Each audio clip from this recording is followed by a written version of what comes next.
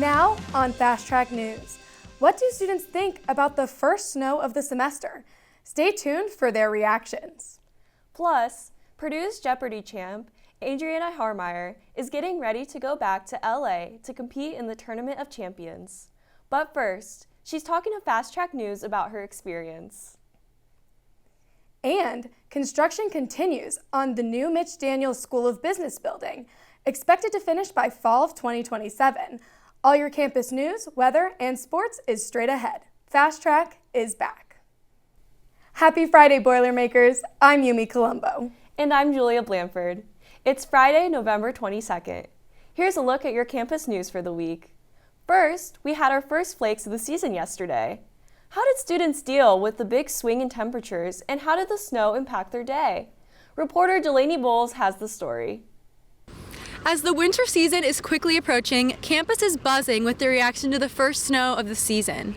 From bundling up in layers to slipping on icy sidewalks, students are adjusting to the chill. But let's find out how they really feel about the drop in temperatures. As we're seeing our first snow today, the flakes are coming down really hard right now.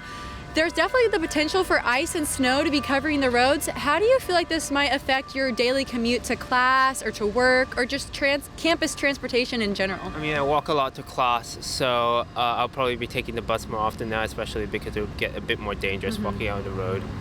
So we're seeing our first snow of the season today. Snowflakes are currently falling and they're expected to continue to fall throughout the rest of the later part of the afternoon. How are you feeling about the cold, and are you ready for the winter weather that's ahead?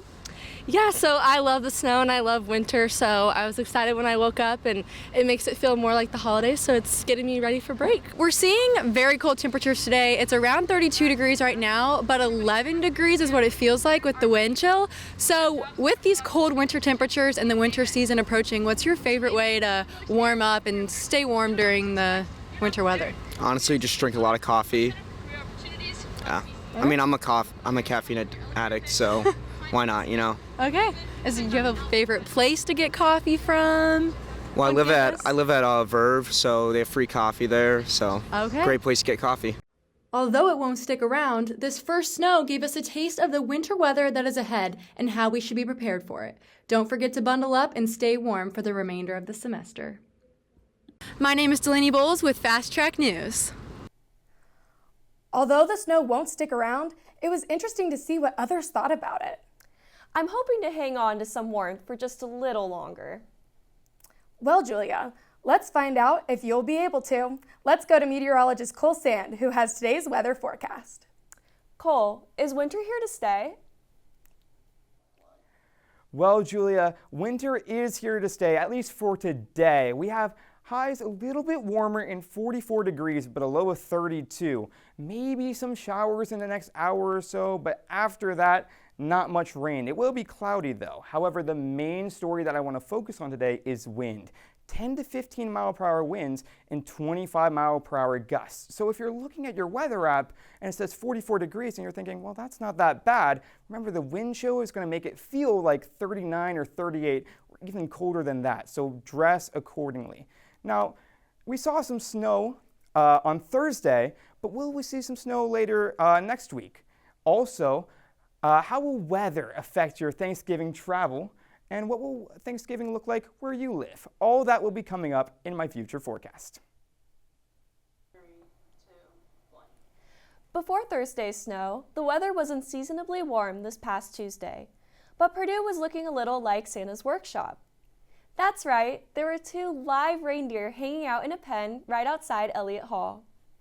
The event was hosted by the Purdue Musical Organizations as an advertisement for their Christmas show on Saturday, December 7th at 12 p.m. in the Elliott Hall of Music. Members of the PMO were giving out free hot chocolate as well as flyers promoting their program in attempts to get students in the holiday spirit. Not as many students as we'd like know about Christmas shows since COVID has happened, so we figured being right in front of Elliott, having something eye-catching like reindeer would really help with that.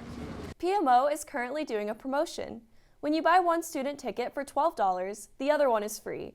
To purchase tickets, visit their website at www.purdue.edu/PMO.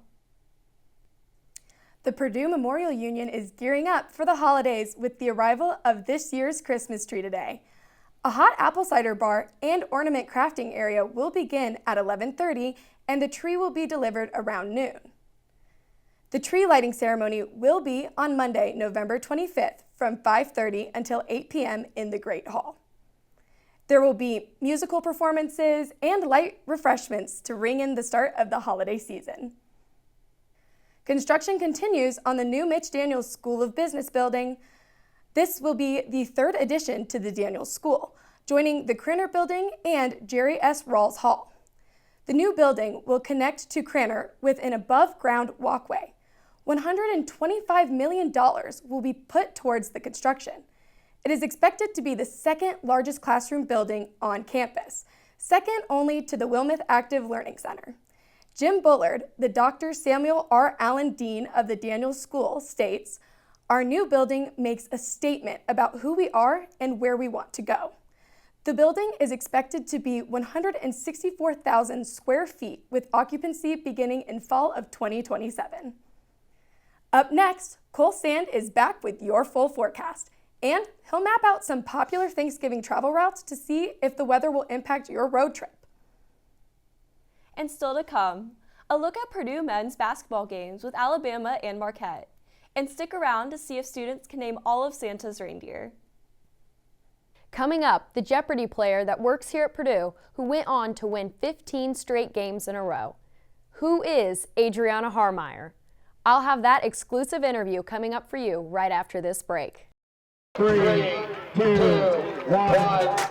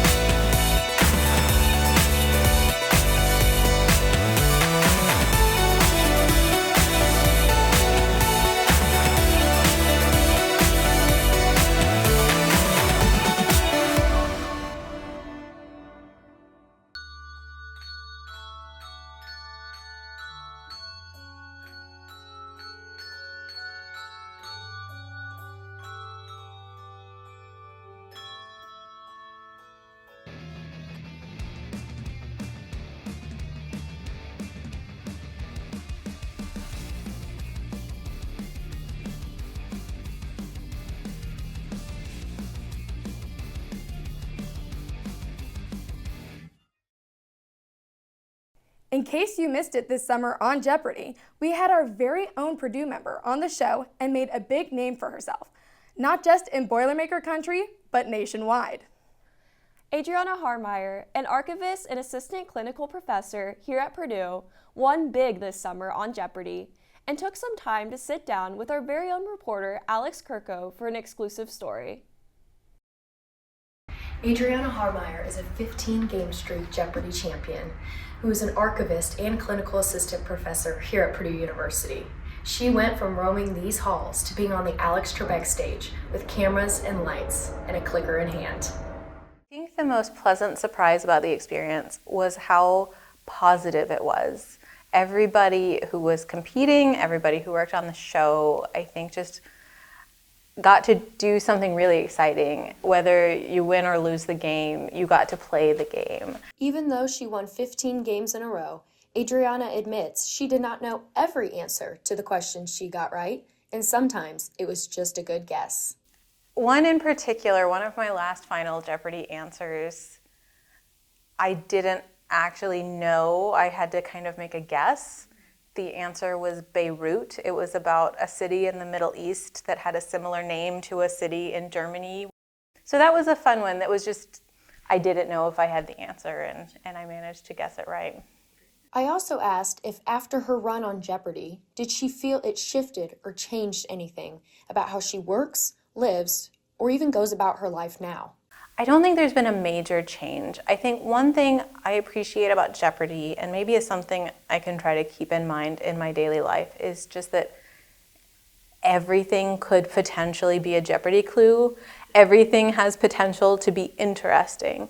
So there are some topics that I'm just not as interested in as other topics. I think that's true for everybody, but trying to see the interesting side of things, I think I've been trying to do that more often. Adriana will return to California for the Tournament of Champions in December, and we will see the results of the very best competing against each other starting on January 25th. I wanted to just go and do my best and enjoy it for myself. And I'd like to think that that's part of the reason people got invested, is because I was playing the game the way that made sense to me, and I was trying to enjoy the experience. And yeah, I hope that's a good example for other people, that if they're interested in doing something like that, it doesn't have to be Jeopardy, just anything that might be interesting, there's no reason not to go for it and just see what happens. Reporting for Fast Track News, I'm Alex Kirkove. Adriana even said that she made friends with fellow contestants during her Jeopardy journey and catches up with what they are doing on social media. We wish her the best of luck as she heads out to Burbank, California in just a few short weeks to compete in the Tournament of Champions. Coming up next, I'm going to be taking a look and seeing if there's any snow in the upcoming forecast like there was last week. Also, we're going to look at whether or not rain and snow is going to affect your Thanksgiving travel, plus what Thanksgiving is going to look like at your home. All that coming up, so don't go away.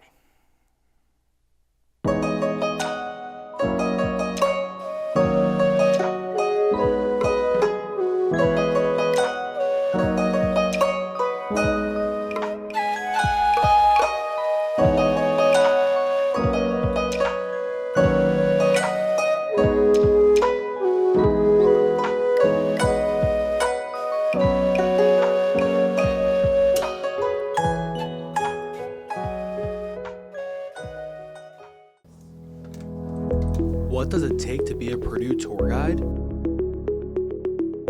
You've got to know your history.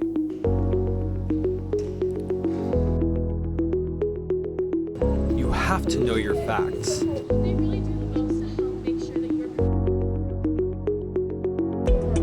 You've got to have that Purdue spirit.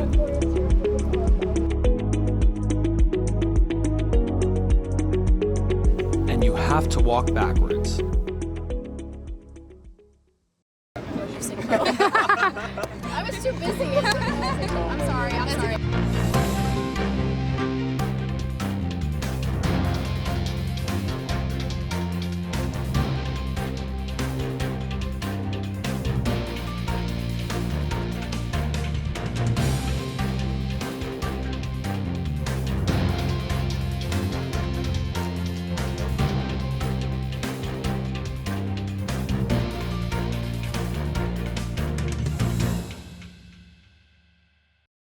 Hello, Boilermakers. Cooler temperatures today, 44 degrees as a high and a low of 32.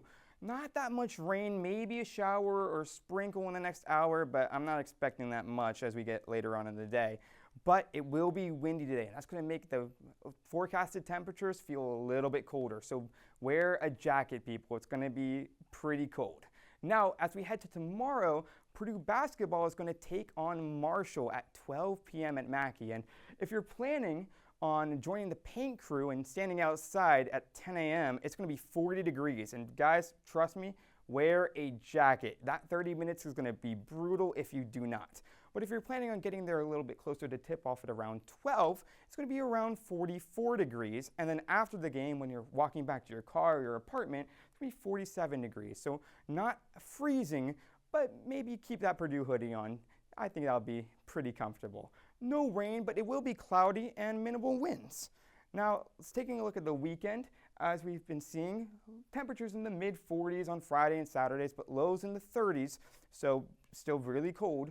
But if you're hoping for those warmer temperatures on Sunday, you are going to get them. 55 degrees. It's going to be absolutely nice and cool and crisp.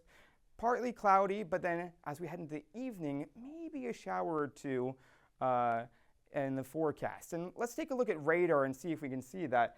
As you can see, this is the beginning of the week, not much happening, but as we head into the Monday right here, you're going to see that little bit of rain enter and then leave Indiana pretty quickly. So I'd say from around 10 a.m. to 4 p.m., we're going to be seeing some on and off showers, but nothing too crazy. But if you're walking to class, definitely stick an umbrella in your backpack, because you never know when it's going to just randomly start raining.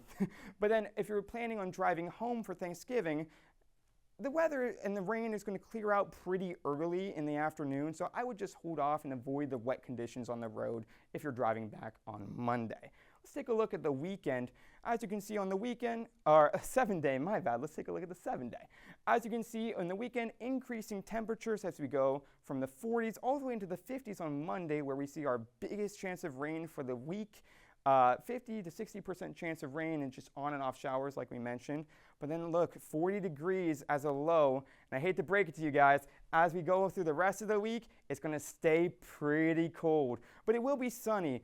On Tuesday and Wednesday, temperatures in the 40s, but lows below freezing. So turn on that heater at night, because your house is going to get pretty cold if you don't. But on Thanksgiving, it's going to feel like fall. 38, sunny, and it's just going to be absolutely beautiful. Now, I know a lot of you Boilermakers are not going to be staying in West Lafayette for Thanksgiving, and you guys are probably going to be going home. So we created an Instagram poll of what city and state that you're going to be going to, and we created a list of the most popular responses. And let's take a look at what Thanksgiving is going to look like all across the country. So if we look at Chicago, as we can see, it's going to be AM snow showers. And then as we head throughout the day, it's going to get a little bit warmer, 44 degrees, but remember, it is Chicago, so it's going to be cloudy and windy. It's not going to feel warm, people. It's still going to feel really cold, so bundle up if you're in Chicago. If you're in Cincinnati or southern Indiana, so New Albany or Louisville area, we're going to see temperatures maybe in the 40s, high 30s, and some showers throughout the day. And then as we go on into the evening, we're going to see temperatures in below freezing. Now, if we look at Milwaukee and Los Angeles, both places are going to have partly sunny skies. However, that's where the similarities end, because in Milwaukee, we have a high of 29 degrees and a low of 20. And if we look at Los Angeles, we have a high of 65. It's going to be absolutely beautiful, and a low of 47. If we look in the southeast, in Atlanta, Georgia, and places near there, it's actually going to see some warm showers, high humidity, and temperatures of 75 degrees. And then if we look in the southeast in New York or northeast in New York City and Boston and areas like that, we're going to see some AM snow and rain mix, with temperatures rising into the 40s later on. Just ahead, Purdue men's basketball picked up a big win on Friday. Plus, what does the rest of the season look like for Purdue football? I'm Jimmy Sebeski. Don't go away. Sports is next.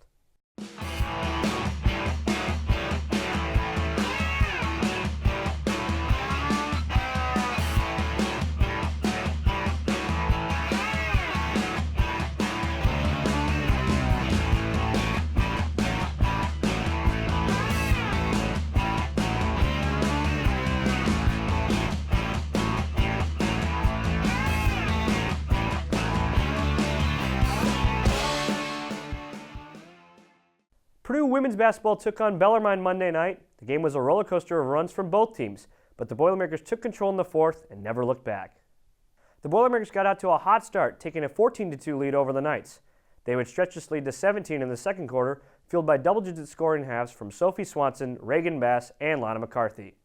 Bellarmine wouldn't go away, though. The Knights fought back with a 12-point run to end the first half to cut the lead to 5. Bellarmine kept the momentum after the break, too, extending their unanswered run to 25 straight points to take an 8-point lead over Purdue. The Boilermakers woke up with 5 minutes left in the third, recovering the lead thanks to 9 points in the quarter from Reagan Bass. In the fourth, Purdue managed a 15-0 run behind a scoring outburst from Rashunda Jones. Jones came alive with 11 points on perfect shooting in the fourth, leading the Boilermakers to pull away with the win. Purdue women's basketball continues their season Sunday when they take on UT Arlington. The Purdue volleyball team brought out the brooms for the past 2 outings against conference opponents, including the Rutgers Scarlet Knights out of New Jersey and the Fighting Illini out of Champaign. The Lady Boilermakers continued their conference domination with great outings from multiple players. In the match against Rutgers, Taylor Anderson notched 34 assists and continued her shine against Illinois, adding 44 more. Allie Hornung also added plenty of digs to the box score, getting 15 against the Scarlet Knights and 16 against Illinois. Purdue volleyball and the Old Faithful also showed out, selling out both events in Holloway Gymnasium. This team and this school is making their case for their number 8 ranking in the national AP poll. The Boilermakers welcomed the number 2 ranked Alabama Crimson Tide to Mackey last Friday. Mackey Arena was rocking early despite some shooting struggles in the beginning of the game. Will Berg picked up 2 fouls early, which made the matchup with Cliff O'Morey difficult, but Caleb First provided a nice spark off the bench for Purdue with a big and one in the first half. The Boilermakers defended star guard Mark Sears well, holding him to just 4 points in the first half. Fletcher Lawyer had a big 3 at the end of the half to put Purdue up 42-40 at halftime. The Boilers struggled against Alabama freshman LeBaron Philon, who wound up with 18 points, and eventually the Boilers would trail 65-59. The Boilers would answer that with a 13-0 run sparked by freshman C.J. Cox, drilling back-to-back-to-back threes. The run would put the Boilers up 7, and they wouldn't look back. Trey Coppin-Wrench's 26 points led the way in an 87-78 win. The win propelled Purdue to a 4-0 record.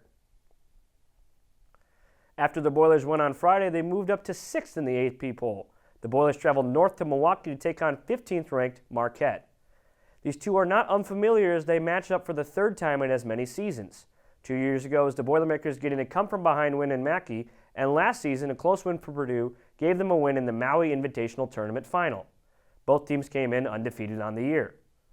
Fletcher Lawyer got out to a fast start, scoring 7 of the first 10 points for Purdue, but the good start would not last long as Marquette's aggressive defense forced Purdue into mistakes all game long. After turning it over just 3 times against Alabama, the Boilers regressed to 15 on Tuesday. Purdue just didn't have an answer for Marquette's star Cam Jones, who tallied 17 points, 13 rebounds, and 10 assists, making it the first triple-double for Marquette since Dwayne Wade in 2003. In the end, the turnovers were too much for Purdue to handle as the Boilers fell 76-58 for the first loss of the season and its first non-conference loss since December of 2020. The Boilers head back to Mackey tomorrow to take on Marshall. The recent schedule for Purdue football has not left a great mark for the Boilermakers, especially after the most recent game against number 7 Penn State. Purdue's bad luck on the gridiron continued with a crushing 49-10 loss to the Big Ten powerhouse this past Saturday. The Boilermakers, coming off of their recent defeat against number 2 Ohio State, struggled to get the offense going. Purdue's only points in the first half came on a 22-yard field goal in the second quarter. The one touchdown the Boilermakers capitalized on was a 20-yard pass from Ryan Brown to Max Clare. The true winners of the day were the seniors that celebrated their last football game of their collegiate career at home.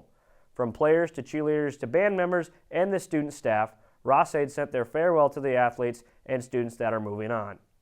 The farewell to the athletes on the team was right before the game kicked off, with honoring of the athletes as their parents, as well as a final goodbye from the coaching staff. The Purdue Boilermaker football team will be traveling to East Lansing tonight for the last game before rivalry week against the school down south. And for Ryan Walters, the stakes could not be higher. After a rough 1-9 start for the Boilers, many Purdue fans and alums have been vocal about their disdain for the head coach. The latest test for the Boilers will be against the 4-6 Michigan State Spartans. A report from Pete Nakos of On3 Sports says that tonight will be a huge game for Ryan Walters' future. So we will have to wait and see what might happen after a possible loss this weekend. If the university were to choose to let go of Walters, they would owe him $9.5 million. And that's a wrap for sports, but stay tuned. Fast Track will be right back after this quick timeout.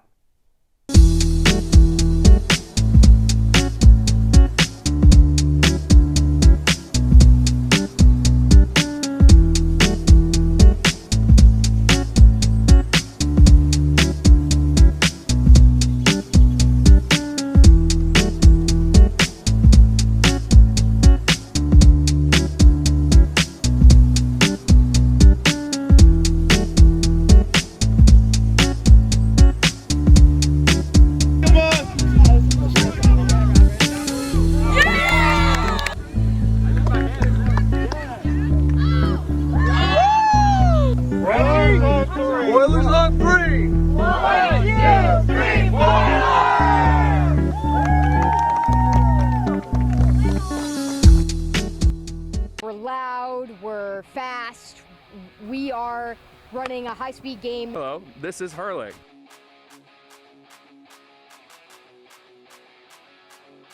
This is the fastest game in the world. It's the fastest game on grass in the world. The Cubs been around for almost 20 years now.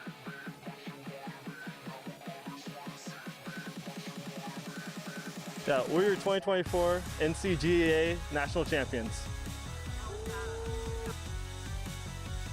Hola from Spain. G'day, mates. Buenos dias. Bonjour. Hello from South Korea. I'm studying abroad in Valencia, Spain this semester. I'm studying abroad in Sydney, Australia. I'm studying abroad in Madrid, Spain. Studying at Seoul National University. At Issai Super in Toulouse, France. And I'm really getting to enjoy meeting all the new people and the culture. How different it is from Purdue University. It is an absolutely fantastic experience. I'm living my best life. I can't wait to see you guys all overseas soon. A bientôt. Adios.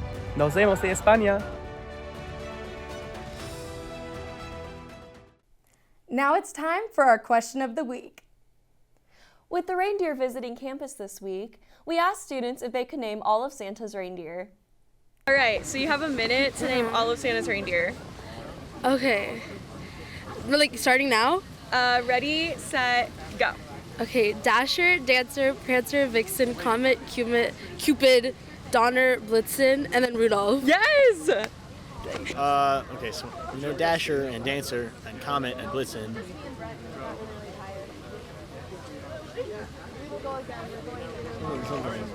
Donner and Blitzen. I'm blanking on two of them. There's Rudolph. Dasher, Dancer, Donner, Blitzen.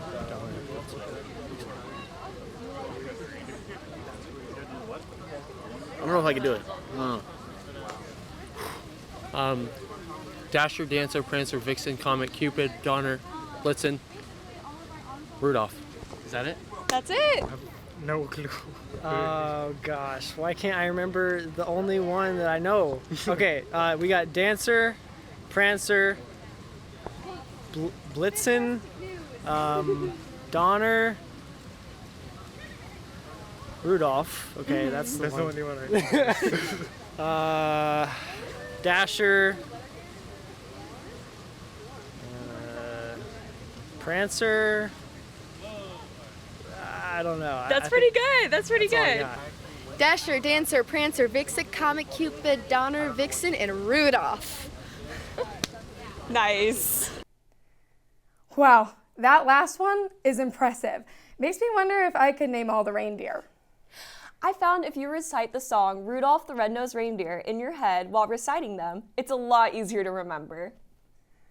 Well, I know I certainly cannot name any reindeer, but what I can do is give you the radar for this weekend. And as we can see, not much rain as we head into the beginning of the weekend, but as we head out and into next week, we see on Monday some showers rolling through, so on and off throughout the day for around 6 hours. And if we look at our 7-day forecast, we see, temperatures increasing as we get all the way to Monday, showers on Monday, but then after Monday, it's going to be sunny and cold as we head to Thanksgiving. Hey Boilermakers, if you want more news, weather, sports, and behind-the-scenes footage, make sure to follow us on Instagram at Purdue Fast Track News. Check out our post from this week where we caught some of the first flurries of the season. If you have a story idea and want it to be shared, let us know in the comments. We would love to connect and share your stories. Make sure to leave a like, comment, share, and repost to show everyone where you get your campus news. Have a great weekend and Boiler up. That's a wrap for Fast Track News. Thanks for joining us this semester, Boilermakers. This was our final show for this semester, but we can't wait to bring you more campus updates, forecasts, and sports recaps next year. Have a great Thanksgiving and enjoy your break. We'll see you again soon.